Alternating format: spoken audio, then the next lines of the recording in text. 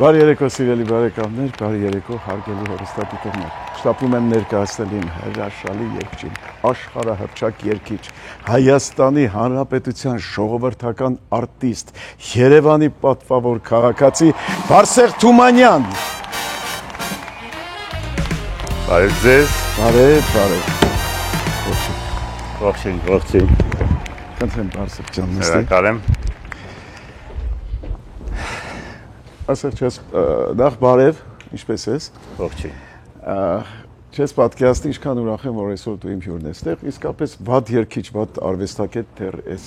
տաղավարում չի եղել, բայց այսքան բարձր մակարդակի ու այսքան աշխարհահռչակ, այսքան սիրված, այսքան ընդունված, մի խոսքով ես ուրախ եմ դրա համար, ես երջանիկ եմ, որ դու այսօր իմ հյուրն ես ու հաստատ վստահ եմ, որ շատ հետաքրքիր ու ուրախ զրույց ենք ունենալ։ Սիրով։ Կուզենամ, որ մի փոքր ուղղակի դեց համառոտարի պատմես քո մասին։ Դե բնականաբար գիտեք, որ մարդը իր մասին միշտ դժվարանում է պատմել, բայց ես կցանկանայի ոչ թե գիտեք էնցիկլոպեդիկ ինչ-որ մոտեցմամբ ասեի, ծնվել եմ Երևանում, փոքր հասակից սիրել եմ եւ երգեցողությունը, եւ նկարչությունը, եւ ծնողներս ինձ զբաղված են միշտ պահել, եւ ջութակի դպրոց եմ գնացել, Սայաթնովայում եմ ավարտել եւ այլն, բայց որպեսզի կողմնորոշվեմ իրապես ինչ եմ ես ուզում ինչ մասնագիտությամբ ես կցանկանայի շարունակել իմ կյանքը, ես չէի կարող կողմնորոշվել։ Երգերը իմ համար երբեք չի եղել մասնագիտություն, որովհետև ես միշտ եմ երգել։ Բայց մտքովս չէր անցնում, որ ես կարող եմ երգիչ դառնամ։ Ամեն ինչ բացի երգելուց։ Եվ այո, փորձեցի ռոմանո-գերմանական, քանի որ անգլիական թեկումով դպրոց էի գնում, հետո դա չստացվեց, ամենակարևորը, որ ամենամեծ ցանկությունը, որ ներսս կար իրականում, դա ճարտարապետությունն էր, որովհետև եւ նկարել էի սիրում եւ երևակայությանս մեջ միշտ քաղաքներ էին գալիս եւ այլն։ Ես ճարտարապետ եմ իմ ամբողջ բնությամբ եւ գիտափիլիսոփայական այդ բանը ինքը քաղաքի կառուցումը եւ քաղաքակրթությունը մինչ այսօր ինձ հուզում է եւ մինչ այսօր ես հենց դրանով զբաղվում եմ։ Այո, աշխատում ես, չէ՞, աշխատեցի։ Մշակույթի զարգացման ճարտարապետություն կա։ Հետո կարող ենք մենք դրան ասել։ Այո, որովհետեւ եթե կհիշեք, ես անգամ Նավասարդյան խաղերն էի կազմակերպել, միջև Դերբյան խաղերը, բայց ինչ է, դա նույն ճարտարապետությունն է մշակույթի զարգացման։ Այնպես որ այստեղ երգեցողությունը ինձ մնաց ժամանակավոր կամ չգիտեմ, զուգահեռ երգելուց համար, այնքան էլ երգելուց համար չէ, որքան թատրոնը։ Էլի թատրոնը շատ կարևոր բան է, որտեղ այստեղ էլ ուրիշ կոնցեպտ կա, ուրիշ համակարգ կա։ Մի խոսքով, ինչպես արդեն հասկացաք,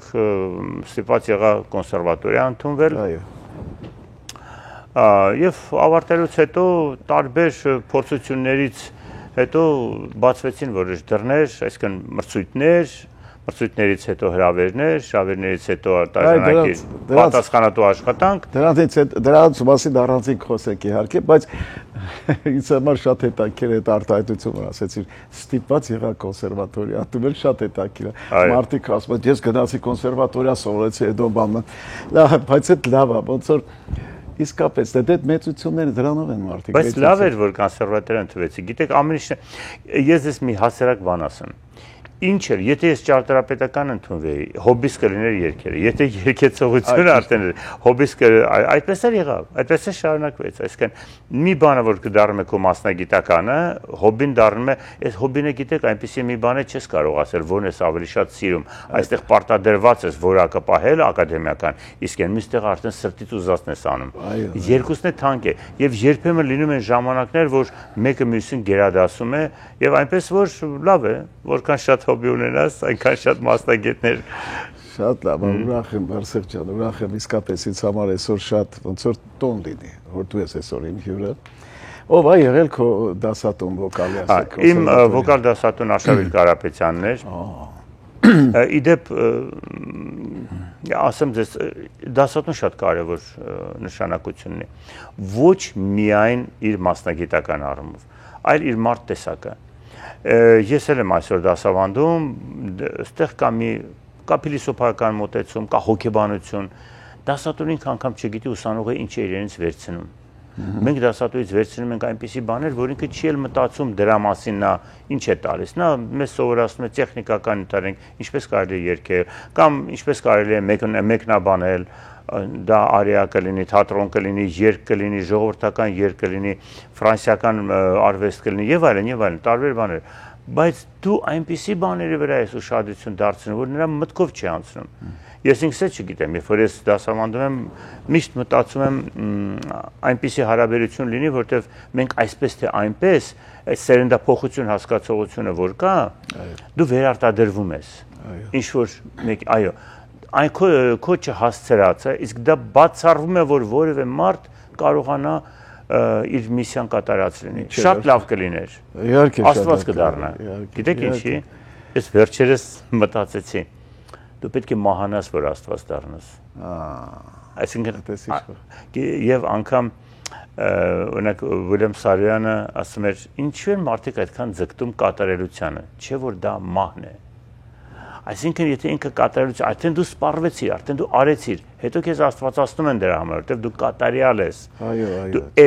ու անգամ արվեստում շատ նկարիչներ, նկարչության մեջ կիսատ են թողնում, որ ինքը կյանքի մեջ լինի, չեն ավարտում։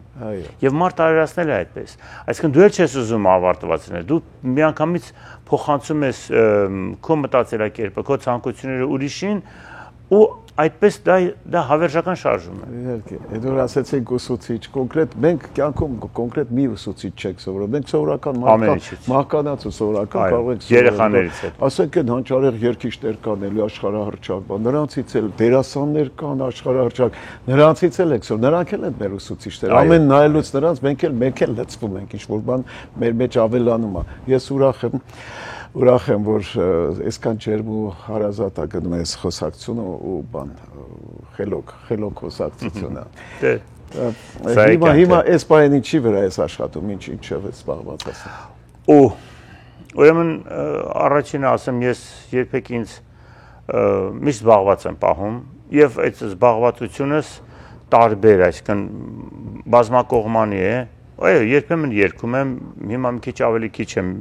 երգում, ունեմ խնդիր, այսինքն աչքից ճնշման հետ, դրա համար ինձ բժիշկներ ասացին, որքան կարող ես ավելի քիչ այդ ճնշումը տաս, գլաուկոմա է, բայց խնդիր չի, էլի երգում եմ երբեմն, բայց ամենաշատը ես աշխատում եմ ուրեմն ուսանողների հետ։ Ուրեմն Ավստրիայում արդեն մի քանի տարի է, որ այնտեղ ձևավորվում է, արդեն ձևավորվել է, արդեն բացումը անցյալ տարի եղել է Բեթհովենի անվան կոնսերվատորիա, որտեղ մեր հայրենակիցն է, նրա տիրուհին Սիրանուշ Գալոյանը եւ ես էլ regional director, այսպես են ասում, որ տարբեր ռեգիոններից մենք կարողանում ենք հավաքել եւ ուսանողներ, եւ վարպետության դասեր, եւ Հայաստանի հետ շատ մեծ ծրագրեր ենք անում։ Վերջերս նույնպես արեցինք մի շատ գեղեցիկ մրցույթ, մեկը արեցինք, այսինքն արդեն Ավստրիայում, առաջի վոկալ մրցույթներ, այնտեղ կան մրցույթներ եւ դաշնամուրի եւ դիրիժորների եւ այլն։ Հիմա դա էլ կարող եմ բացատրել շատ արագ։ Ինչու ենք այդ մրցույթների վրա մենք շեշտում, որպեսզի մրցույթներից հետո գալիս են մենեջերներ, գալիս են լինում են հնարավորություն արդեն աշխարհին ներկայացնելու։ Ուսման խնդիրը տեղում դա մի խնդիր է, բայց Ավստրիայի միջոցով ներկայացնել մեր տաղանդներին արդեն եվրոպական տարբեր երկրների կամ ամբողջ աշխարհի հրավերով մենեջմենտ, դա արդեն երկրորդ խնդիրն է, որը էլի շատ կարևոր է։ Հիմա Հայաստանում մենք 3-4 ավստրիական, այսինքն ժյուրի անդամների հրավիրեցինք, եւ դիրիժոր, եւ դաշնակահար, եւ թեորետիկներ, եւ երգիչներ, եւ այլն։ Եվ մենք բազմակողմանի մրցույթ հայտարարեցինք եւ ջութակ, թավջութակ, դաշնամուր, ֆլեյտա եւ այլն ժողովրդական գործիքներ, փոփ, երգեցողություն եւ այլն։ Ընտրվեցին 30 հոգի։ Դուք չեք պատկերացնում, ամենամեծ մեր ուրախությունը նրանում էր, որ եվրոպացիներն ասեն, գիտեք, մենք նման բան Եվրոպայում չունենք։ Եվ ինչու՞մն էր ֆենոմենը, որ նրանք չունեն։ Այնպես ինչպես դուք եք զգում եվրոպական արվեստը, մնում է պարզապես որոշ հղկումներ անել, որոշ ընդհանրենք ակադեմիական այն բաները հուշես, որը նրանք հետո ժամանակի հետ պետք է, այսինքն վարպետության դասեր անցկացնելով այս երեխաներին արդեն կարելի է լուրջ բեմ հանել։ Եվ գիտեք, դա մի դառը իրականություն է այսօր Հայաստանում, որ մենք ունենք այդ տաղանդները, իսկ ինչ է լինելու նրանց ճակատագիրը հետո չգիտենք, որովհետև երկիրը փոքր է, տաղանդները շատ են, չնայած Հայաստանում պետք է ասեմ, որ այո, ստեղծագործական, դասական նկատի ունեմ կյանքը բավական եռուն է եւ շատ եւ միջազգային կատարողներ են գալի եւ մերը ունենք, այդ ամենը չկա, բայց մեր կողմից այդքան էլ կազմակերպված չի եւ այդքան գումարներ չկան, որ մենք կարողանանք օրինակ հասարակ բան դրանց ճանապարհած ակսահոկանք, հասկանում եք, այ մոտավորապես նման վիճակում ենք։ Եղավ Բարսեղ ջան, ցավում եմ, բայց հիմա ափսոս մեր այս առաջի մասը ավարտվեց, 3 մասից ապացած, հիմա մենք անցնենք գովազդի, որից հետո ես ուզում եմ շարունակել այսքան ինձ համար, ես նույնիսկ չեմ էլ ուզում հարցեր տալ, ես մենակ ուզում եմ լսեմ քեզ այսօր։ Լավ, խնդիր չկա։ Շարունակենք, նորից հետո կշարունակենք մեր զրույցը։ Բարի։ Սիրելի բարեկամներ, գովազդ է արդյունի եթերում, որից հետո կշարունակեմ զրույցս, ինձ համար շատ թանկ, շատ հարազատ, ոչ միայն ինձ համար, մեր ամբողջ ազգի համար թանկ, հարազատ ու մարդ, որով մենք կարող ենք բարձրանալ, հպարտանալ ու ուրախանալ եւ Աստված իրան թող միշտ առողջություն տա ու միշտ հաջողություններ։ Բարսեղ Թումանյանի հետ գովազդ է արդյունի եթերում։ Բարեկամներ, ավարտվեց մեր գովազդը, շարունակում եմ զրույցս Հայաստանի Հանրապետության ժողովրդական արտիստ, Երևանի պատվավոր քաղաքացի Բարսեղ Թումանյանի հետ։ Բարսեղ ջան, ես գիտեմ նաև քո համեստությունը, նաև քո պահվածքը, թարապես հասարակության մեջ ու կյանքում, ես գիտեմ, որ դու կողքի չես էլ սիրում քո ներկայությամբ բաներ, գովեստներ են անում կամ բաներ, նույնպես նաև ես էլ այդ նույն բանի մարդիկ ենք։ Հիմա ես գիտեմ նաև որ դու չես ուզի ինքդ այստեղ մարդ կա ասում, գիտես, ստեսից գնացի ու առաջինն էի ես, որ այդ արը միջև այդ չես բան։ Բայց ես ուզում եմ որ դու պատմես քո պարգևատրումների, քո կոչումների մասին, բայց դա ուղղակի որ ունես, որ չունես, ունես ինչի չասես, ինչի չիմանալ մարդ կա որ չգիտի։ Ասու ջան, գիտես, ամբողջ խնդիրը նրանում է, որ այստեղ կոչման խնդիրը չի։ Մենք միևնույն է աշխատում ենք որպես ինչ-որ որակի հասնենք։ Հետո այդ պարգևները կամ կոչումները իրան են գալիս։ Այլ խնդիր է, որ ոչ թե մեր իրականության մեջ, աշխարհում կան շատ անարդարություններ։ Կարող է քեզ չնկատեն, կարող է քեզ չգնահատեն կամ շատ լավ հասկանալով քո արժեքը եւ տեղը, կա քաղաքականություն, դա լինում է մրցույթներում, դա լինում է հենց քո հարազատ երկրում, կարող ես չընդունված լինել, բայց դա ամբողջ աշխարհում էլ շատ հանճարեղ մարդիկ կան, որ հենց իրենց ժամանակներում նրանք ընդունված չեն եղել։ Բոլոր հանճարեղ մարդիկ, հասկանում եք, բայց խնդիրը դա չի, որ դու հանճար ես կամ հանճար չես, ողջամիտ լինելով, միևնույն է դու պետք է աշխատես քո վրա, որովհետև ես անգամ իմ ուսանողներին գիտեք ինչ եմ սովորեցնում, ամենակարևոր բանը, եւ իդեպ դա լավ կլիներ, որպեսզի մեր հենց ազգը նույնպես դա նկատի ունենար, որ մեզ բոլորովին պետք չի ադրբեջանցիներից ավելի լավը լինել, կամ ինչ-որ գերմանացուց ավելի լավը լինել, կամ ինչ-որ մեկի, այսինքն մենք ինչ-որ մի չափանիշ ենք վերցնում մեզ համար, այսինքն նա դառնում է չափանիշ։ Եվ հետո դու սկսում ես նրանից լավը լինել, նրանից լավը լինելով դու դառնում ես նրա լավը, նրանից ավելի լավ ադրբեջանցի ես դառնում։ Այդպես էլ հենց արմես է մեր ռաբիզը, որ կա ավելի լավ ռաբիզ են երկի, այսինքն ավելի լավ ադրբեջանական երկի, դառել են նրանց արվեստի կրող։ Ես հաճախ եմ դրա մասին ասում, բայց հիմա անգամ քո գոլեգան է, չէ՞, երկուսն էլ մրցակիցներ են, իբր, դա մրցակից չի։ Ամենակարևորը, որ դու քեզանից ավելի լավ որակի հասնես։ Սա շատ կարևոր է, որովհետև այսպես թե այնպես դու նրանից ավելի վատը կամ ավելի լավը չես կարող գնալ, որովհետև դա բոլորովին այս իր բոլոր չափանիշներով քո տեսակը չի։ Անկամ քո երկվորյակ եղբայրն էլ որ լինի, նույն ձայնով, նույն տեսքով, նույն մայրից, նույն հորից ծնված չի լինի նույնը։ Միևնույնն է մեկնաբանությունը այլ է։ Այնպես որ այստեղ ամենագլխավոր խնդիրը այն է, որ դու կարողանաս ինքդ քեզ հաղթահարել եւ հաղթահարել քո բոլոր թուլությունները։ Այս է իրական հերոսական ճանապարհն է։ Հիմա եթե դու դա արեցիր, կգնահատեն քեզ թե չեն գնահատի, իհարկե քո գնահատական կլինի, ինչու, որովհետեւ դու դրանով կզարգացնես քո ինքնատիպությունը, որը ամենակարևորն է արվեստում։ Լավ, բայց դու պարգևատրումների մասին չասես, դե ժողովրդական արտիստը բանը ժողովրդական արտիստն է շատ հետաքրքիր ստացվեց, օրինակ ասեմ ձեզ, ուրեմն 2010 թվականներ, չեմ հիշում ճիշտ ասած, թե 6 թվականներ, մի խոսքով Մոսկվայում համերգ էր, դեկադայի օրերն էին, մի խոսքով հայկական կուլտուրայի օրերն էին, եւ դահլիճում նստած էին մի քանի նախագահներ, եւ Պուտինն էր նստած, եւ Ռոբերտ Քոչարյանը եւ էլի նախագահներ կային հրավիրված, 3-4 նախագահ կար, այդ համերգին այդպես ստացվեց։ Եվ որպես օրենք ես միշտ ինձ խնդրում եմ հայտարարել առանց կոչումների։ Դե հիմա որ մեկ ասես, լաուրեատ միջնարդի կոնկուրսը շատերը կան սիրում են, դա միգուցե պետք է չէ, կարևոր չի, ինչ կոչում էլ ասեն, ինչքան է քեզ մեծ դուրս ես գալու բեմ եւ ցույց ես տալու դու ով ես կոչումը այո վերջ սա է ես էլ այդքանն իսկապես ես էլ չեմ եւ դրանից հետո որ ասում են համերգից քեզ ոնց ներկայացնեմ ասում եմ ասեք Աշոտ Ղազարյան հասկանալի այո մի խոսքով դրանից հետո երբ որ եկանք մենք դեսպանատուն եւ ինձ մոտ եկավ Արմեն Սմբատյանը հարցնում է Բարսեղ դու ժողովրդական արտիստ ունես թե չէ թե ինչ է կոչումը ասի վաստակավոր եմ բայց ինչի համար եք հարցնում ասեց բա լավ եղավ ուրեմն ժողովրդական կլինի բան այսինքն Պուտինը հարցրել է իսկ ինչա կոչում չունի այսինքն փաստորեն Պուտինի ակնարկից հետո ինձ միանգամից ժողովրդականի կոչում տրեց հիմա այստեղ խնդիրը նրանում չի այստեղ այդ ձև ստացվեց արժանի ես արժանի չես կարևոր չի մի օր կարժանանաս թե շուտ ստացա թե ուշ ստացա ու ես դեմ եմ եղել գիտես որ սկզբից վաստակավոր են տալիս հետո ժողովրդական արտիստ իսկ թվում է սկզբից դիտած ժողովրդական այսինքն ժողովուրդը արդեն իրան ընդունել է արդեն ժողովրդի մարդն է ժողովուրդը իրան արդեն սիրել է արդեն իր ժողովրդի կուրքն է սիրելին է հետո տան արդեն երկար տարիների վաստակի համար ասենք տվեցին վաստակավոր իսկ թվում է տես Աշոտ ջան գիտեք այստեղ մի քիչ ամեն ինչ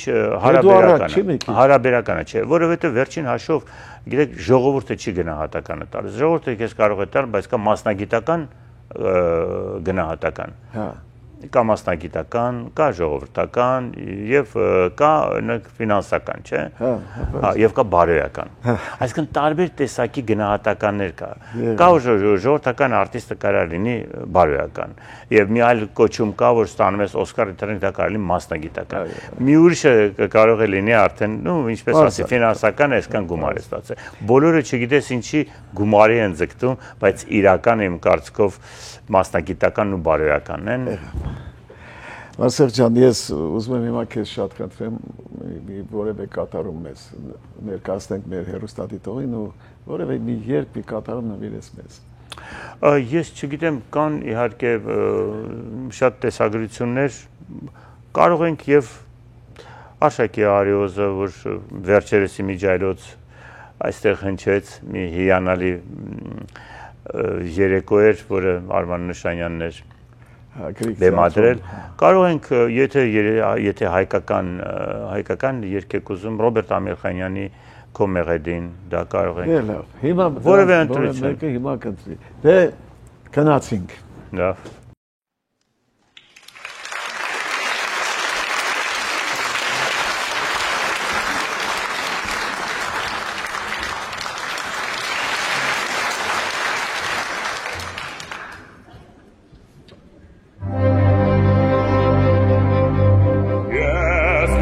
Parole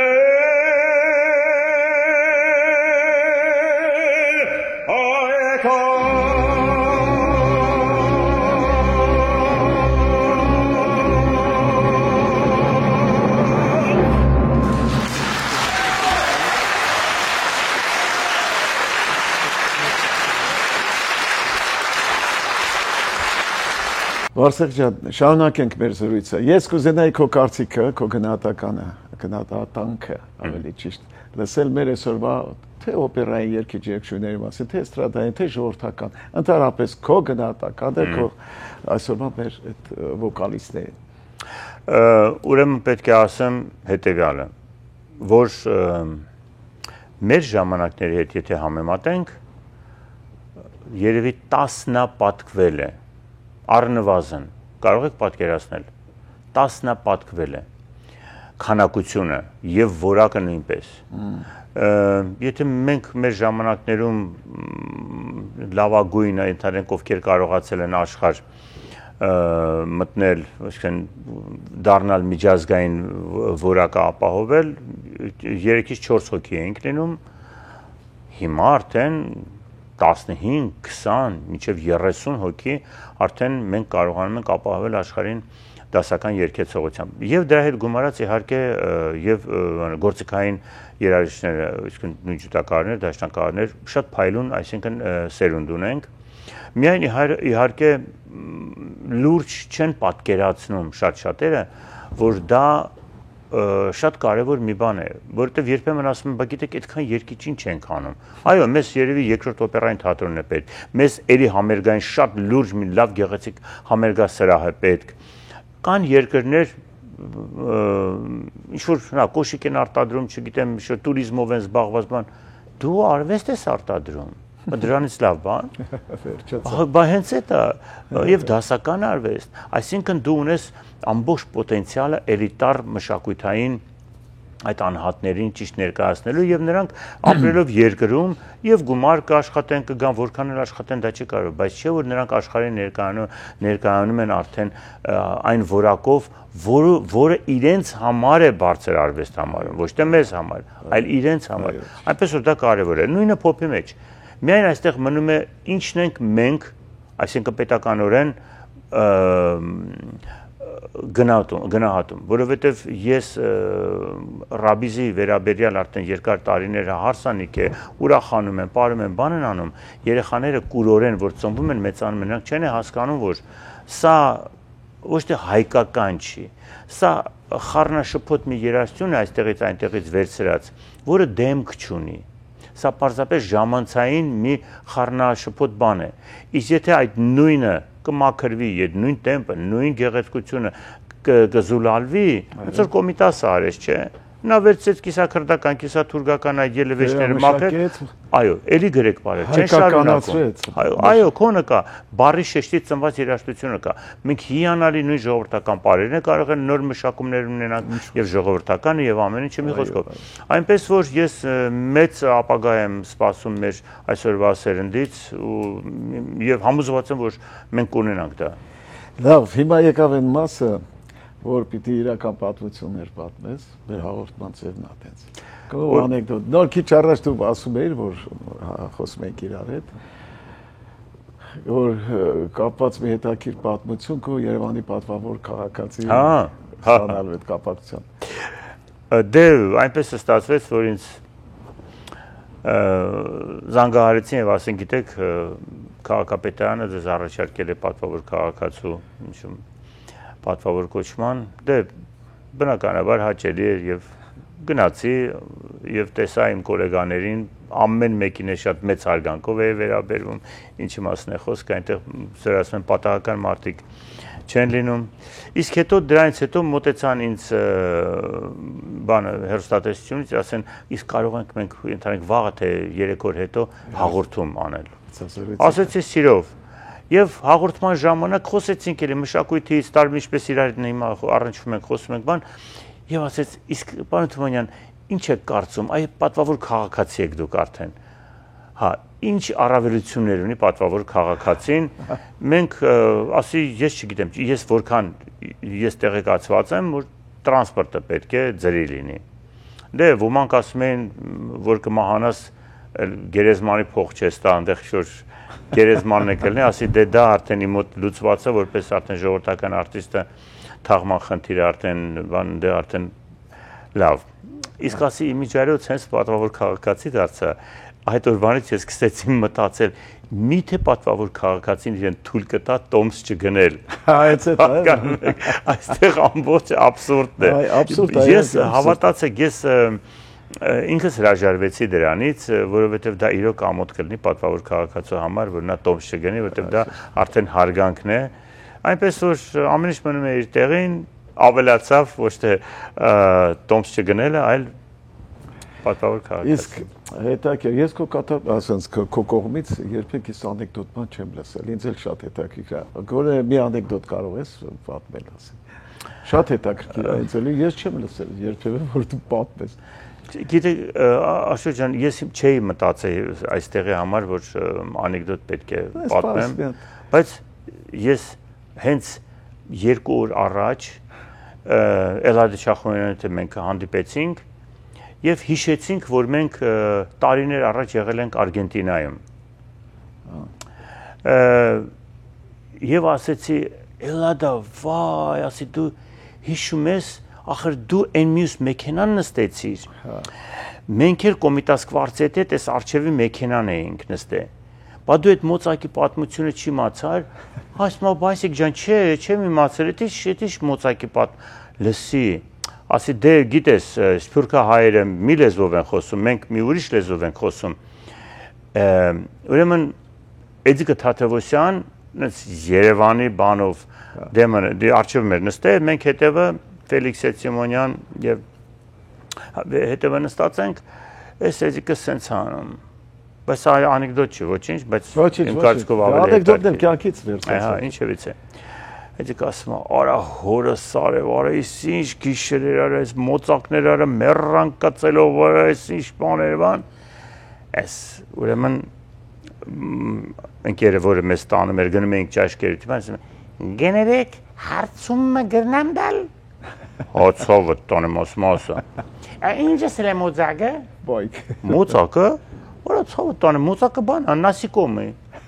Անեգա ինչ է։ Նասիկոմեն, արա նասիկոմեն, դե բանա էլի,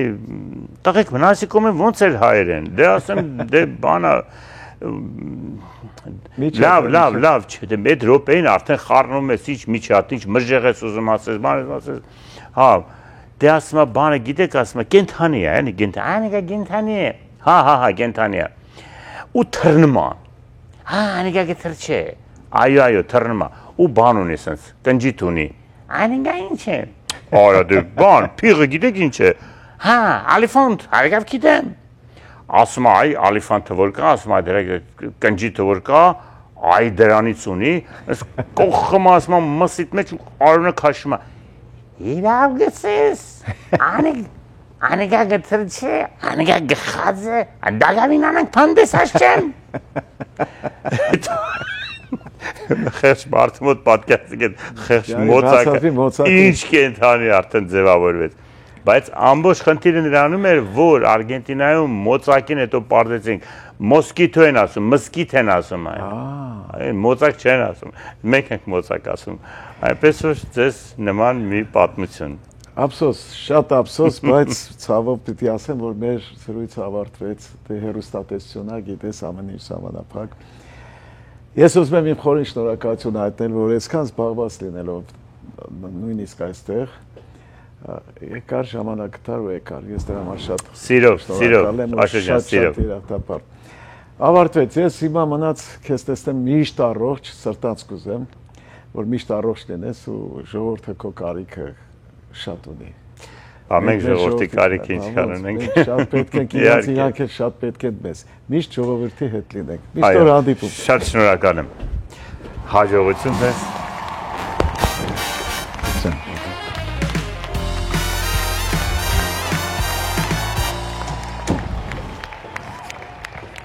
Սիրելի բարեկամներ, ավարտվեց եւս մեկ հաղորդում, իմ հյուրն էր Հայաստանի ժողովրդական արտիստ, Երևանի պատվավոր քաղաքացի, աշխարհահռչակերգիչ Բարսեղ Թումանյանը։ Իսկ այժմ մեր հաղորդման եզրափակիչ խոսքերը։ Պարուշ Սևակն ասել է անկեղծ լինում են միայն նրանք, ովքեր թաքցնելու ոչինչ չունեն։ Այսքանը սիրելի բարեկամներ, մինչ նոր հանդիպում, բարի գիշեր ձեզ։ Վայ, ես ինչ հանդիպում, այ մարդ ոնց էի կարոտել ընկերոջս, քանի տարի կլի մենք չենք տեսել իրար։ Օհ, մի 20 երևի։ 20, հա, 20 կլինի, պատկերացնես։ Ինչ ես անում, հիմա ինչ ես անում։ Երգում եմ էլի։ Երգում ես։ Հա։ Այտենց էլ գործ չճարեցիր, հա։ Դե ավելի լավը չճարեցի։